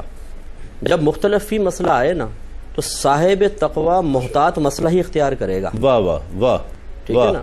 تو اب ہوتا یہ ہے صورتحال کہ جب میں نے جو اب معاشرے میں دیکھا ہے کہ میری گوٹ پھنس رہی ہوگی نا تو میں فتوے کو لے لوں گا، اور جب میں دیکھوں گا مجھے ضرورت نہیں ہے تو میں تقوی کا نعرہ لگا کے سب کو تحقیر کے اندر پیش کر دوں گا کہ عوام خود فیصلہ کر لے گی کہ یہ متقی ہے غیر متقی.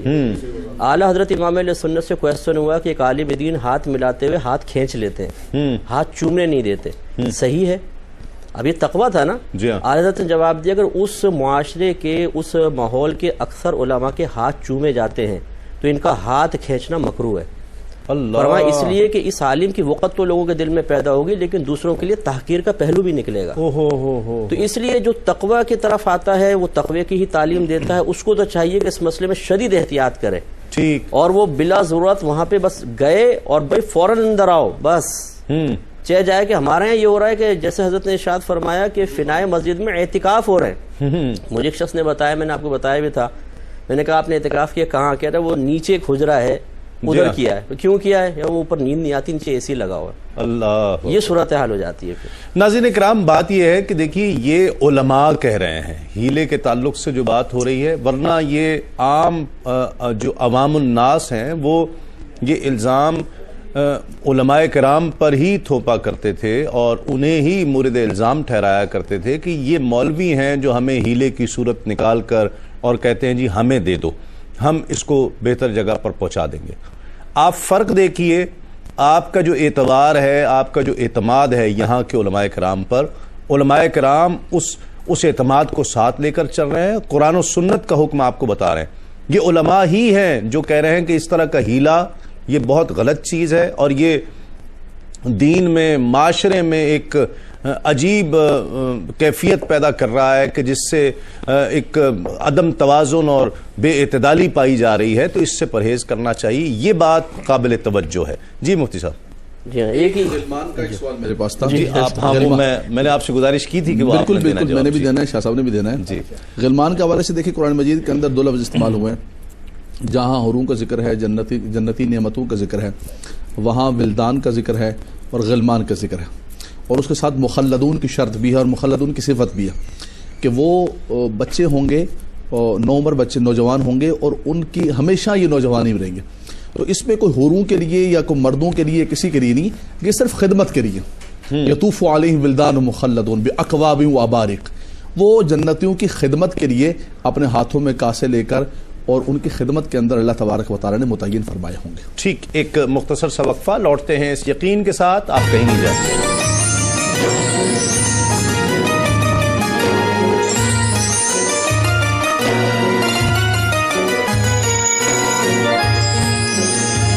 سحری ترک نہ کرو. حضور سرور عالم نور مجسم صلی اللہ علیہ وسلم نے ارشاد فرمایا، سحری سراپا برکت ہے، اسے ترک نہ کیا کرو.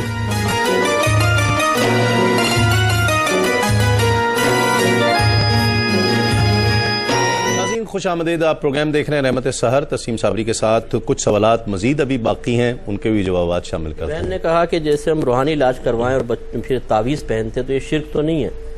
دیکھیں نبی کریم صلی اللہ علیہ وسلم سے تعویذات کی نفی بھی ثابت ہے، لیکن یہ ان تعویذات کی ہے جو کلمات کفر و شرک پر مشتمل تھے، اور جس میں روحانی کلمات لکھے گئے ہیں تو خود صحابہ کرام فرماتے ہیں کہ ہم روحانی کلمات لکھ کر بچوں کے گلے میں تعویذ باقاعدہ ڈالا کرتے تھے. مشکات کی حدیث سے پورا ایک باب قائم کیا اس پہ.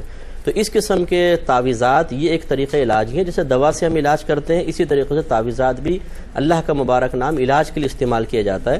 اس میں شرک کا کوئی تصور نہیں ہے. ٹھیک ہے. لیکن انہوں نے کہا کہ اگر کوئی صدقہ دینا چاہیں، غریب نہ ہو تو کیا مدرسے میں دے سکتے ہیں؟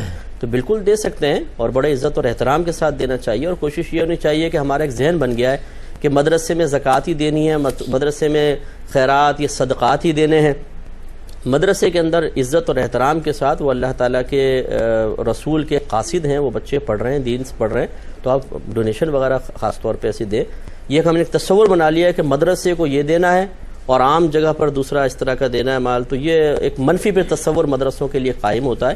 بہرحال دے سکتے ہیں، شرعاً جائز ہے. ٹھیک ہے. انہوں نے کہا کہ ہمارے جو سسر ہیں ان کا بیڈ جو ہے اور واش روم یہ کعبۃ اللہ کی طرف ہے جب بیٹھتے ہیں تو اس میں دیکھیں احتیاط کریں، اگر بیڈ پہ لیٹیں تو کعبۃ اللہ کی طرف پیر نہ ہو، یہ بے ادبی ہے.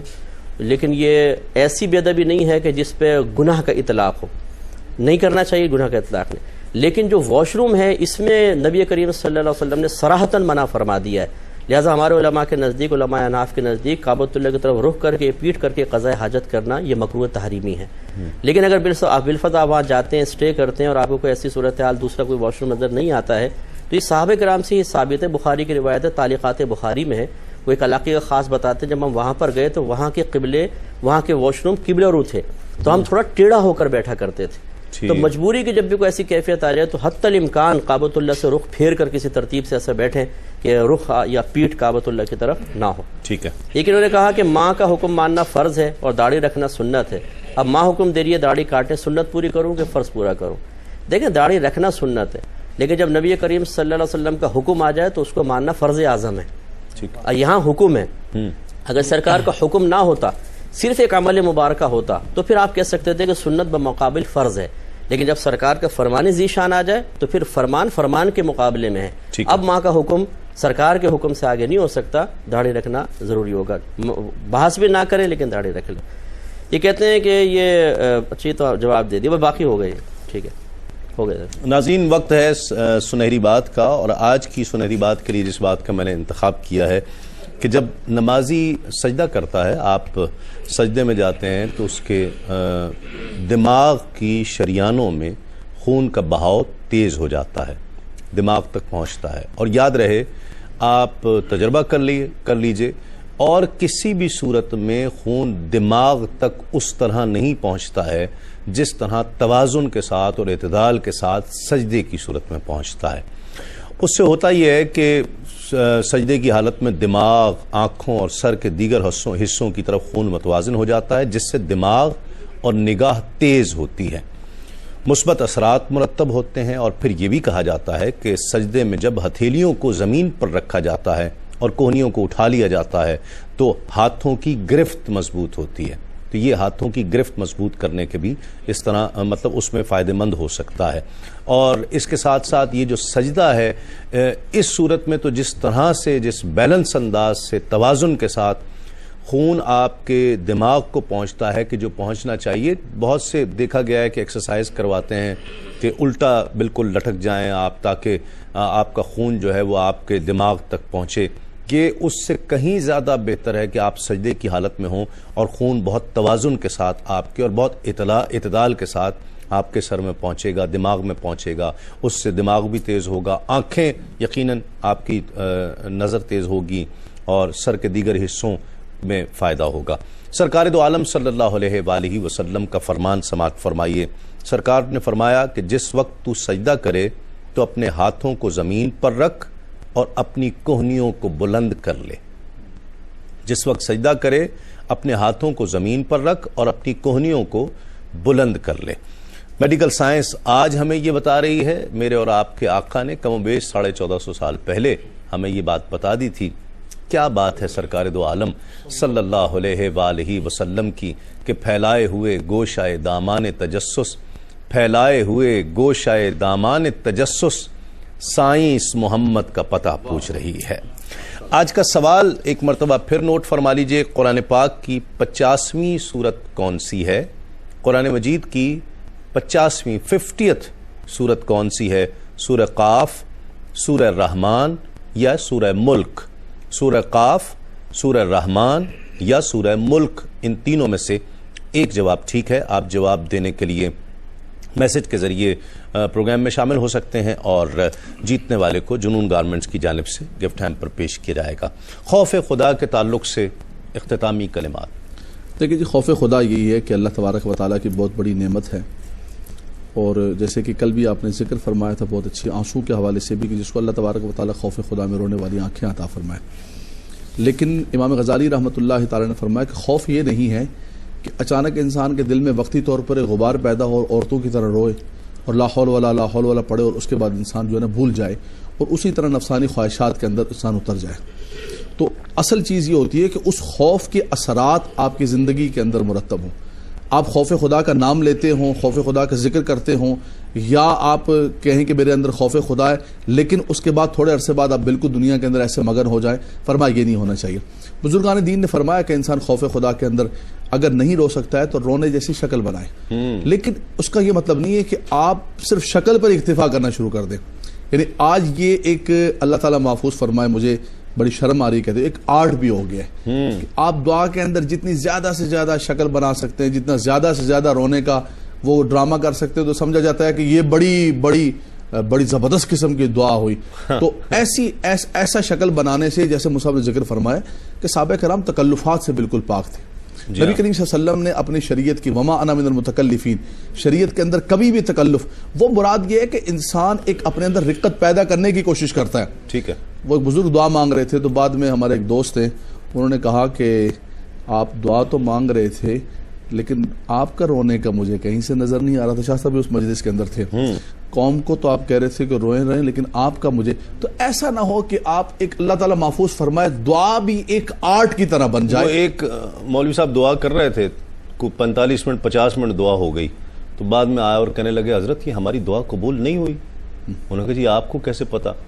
کہ میں دعا کے دوران بار بار یہ دعا کرتا رہا, یا اللہ دعا مختصر ہو جائے, مختصر نہیں ہوئی. یہ بھی ایک بہت بڑا مسئلہ ہے کہ دعاؤں کو اتنا طویل کر دیا ہے کہ لوگ اکتا جائیں. ایک شخص کہتے ہیں کہ میں بڑی رات دعا کر رہا تھا, قبرستان بھی جانا تھا, دعا اتنی لمبی ہوئی کہ میں نے منہ پہ ہاتھ پھیر کے میں خاموشی سے چلا گیا. تو بعد میں مجھ سے پوچھنے لگے اللہ سے مجھے کوئی گناہ تو نہیں ملے گا؟ میں آدھی دعا میں بھاگ گیا. میں کہا اللہ تبارک و تعالیٰ تمہاری دعا قبول و منظور فرمائے. دعائیں مختصر ہوں, خوف خدا کی آپ کوشش کریں, لیکن یہ نہ ہو کہ آپ کہیں جی کہ بالکل تکلف کے اندر جی آپ رونے والی شکل بنا لیں, رونے والی آوازیں نکالنا شروع کر دیں. ایسا تکلف اسلام نے نہیں سکھایا. صحیح. ناظرین ایک مختصر سا وقفہ, لوٹتے ہیں اس یقین کے ساتھ آپ کہیں نہیں جائیں.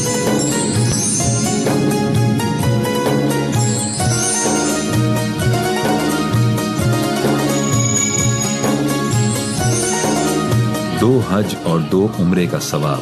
حضرت علی بن حسین رضی اللہ عنہما اپنے والد گرامی امام حسین رضی اللہ عنہ سے روایت کرتے ہیں کہ نبی کریم صلی اللہ علیہ وآلہ وسلم نے ارشاد فرمایا, جو شخص رمضان المبارک میں 10 دن اعتکاف کرتا ہے اس کا ثواب 2 حج اور 2 عمرے کے برابر ہے.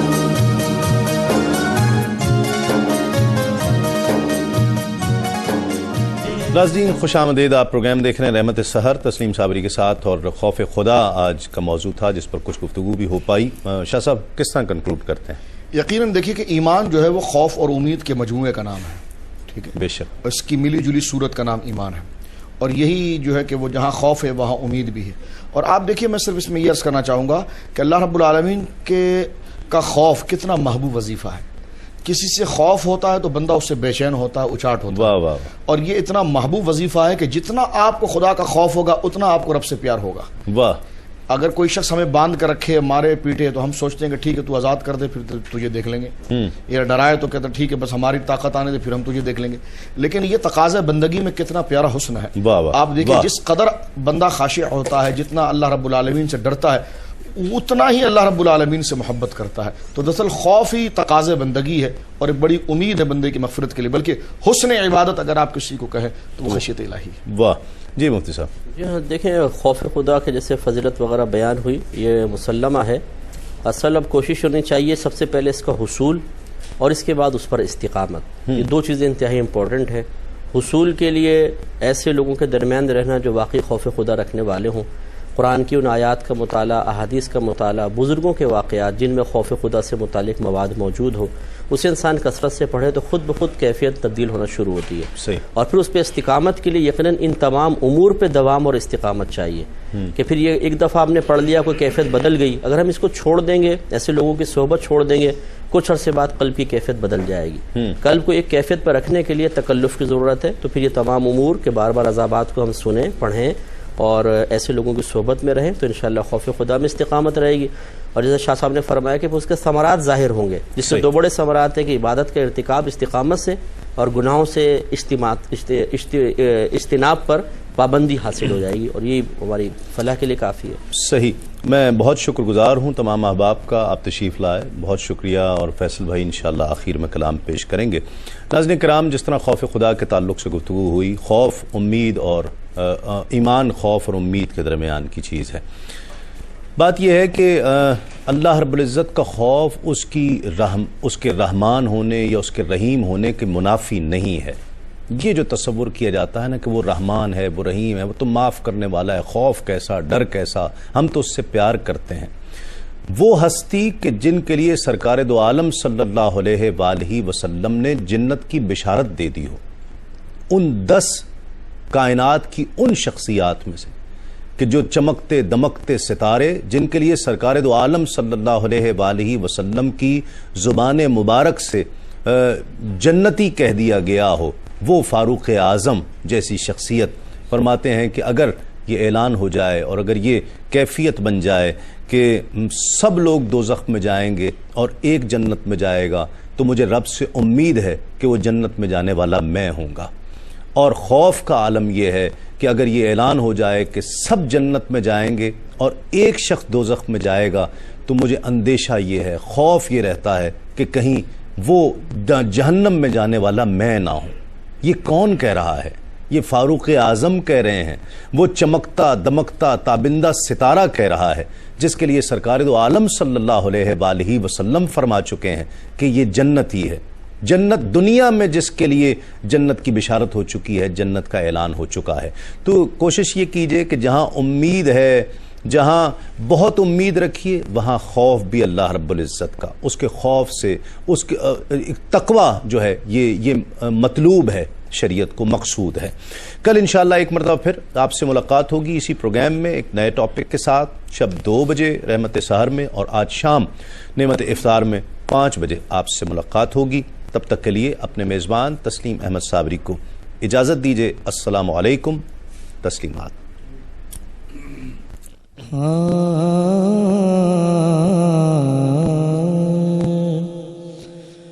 رونے والی آنکھیں مانگو، رونا سب کا کام نہیں، ذکر محبت عام ہے لیکن سوز محبت عام نہیں،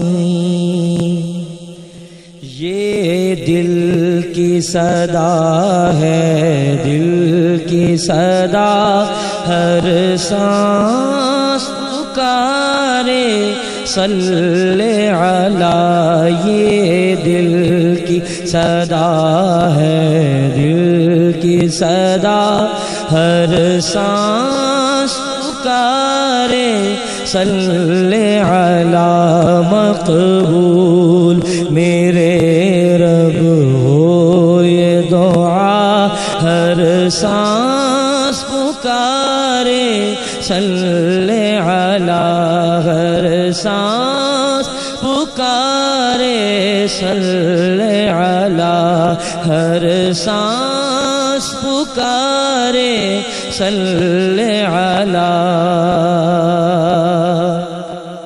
ہونٹوں پہ درود، آنکھوں میں نمی، دل یاد میں گم اور ایسے میں، ہونٹوں پہ درود، آنکھوں میں نمی، دل یاد میں گم اور ایسے میں مل جائے ہمیں جلووں کی ضیا، مل جائے ہمیں جلووں کی ضیا، ہر سانس پکارے صلی علی، ہر سانس